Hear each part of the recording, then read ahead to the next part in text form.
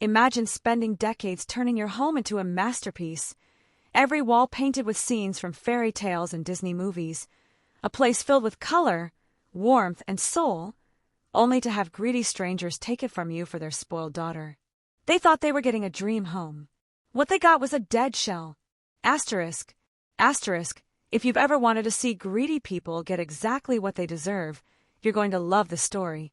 Hit that like button, subscribe, and stick around for one of the most artistically satisfying revenges you'll ever hear. Asterisk. In our little neighborhood, there was one house everyone knew. From the outside, it looked like a quaint storybook cottage, thanks to a custom-built facade.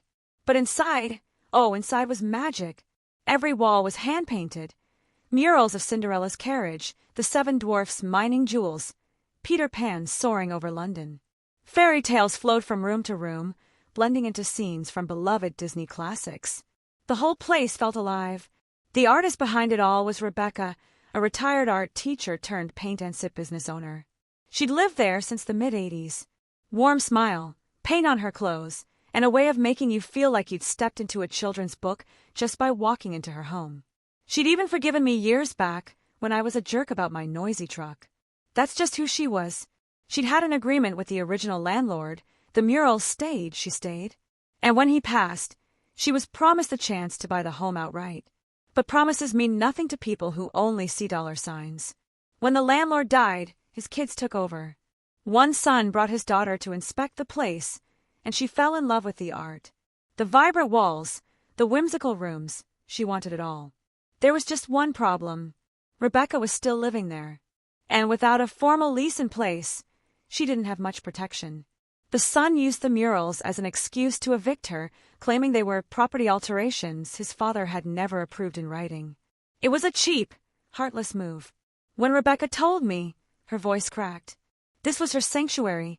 Every brushstroke was a piece of her life. And now, she was being forced out so some entitled rich girl could move in and play house. She could have left bitter, but Rebecca isn't wired that way. She decided she'd go peacefully, take her memories and start fresh somewhere new. By some miracle, she found a property out of state. Perfect layout, even a full art studio on the first floor. The only catch, she had to move fast. That's when my friend Mark, a professional painter, stepped in. Tell you what, he said. Asterisk, I'll help you restore the house to plain white walls free. I need practice with my new spray equipment anyway. Asterisk. Rebecca agreed. She'd leave the house clean and neutral, so no one could complain she left it in bad shape. What she didn't know yet was that Mark and I had our own vision for how plain it was going to be. The first week, we moved her furniture into storage and set her up in Mark's guest house. In return, she agreed to paint him a giant mural in his living room. Win-win. Then came week 2, the great unpainting.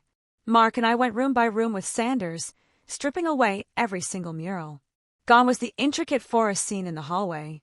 Gone was Belle's library in the study. The vibrant colors became ugly blotches as we scrubbed them down.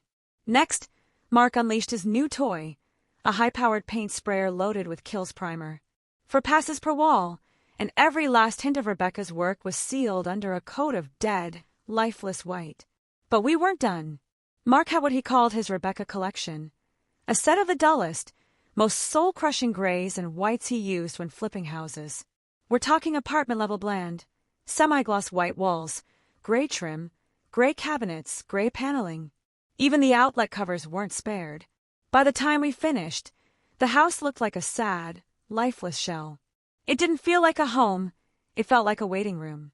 Rebecca had one final request: strip the cottage facade from the front. A landscaper friend agreed, in exchange for taking the bushes she didn't want.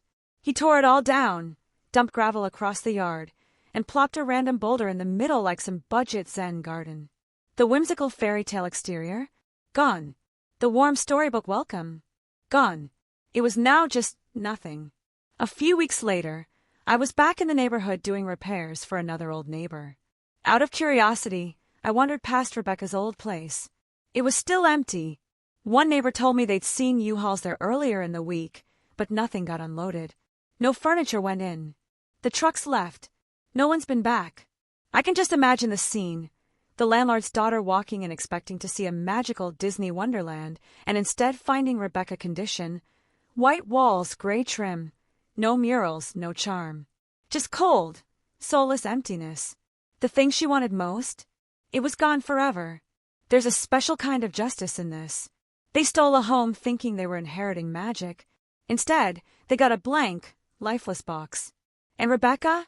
She's thriving in her new place, painting more than ever. Sometimes the sweetest revenge is leaving them nothing.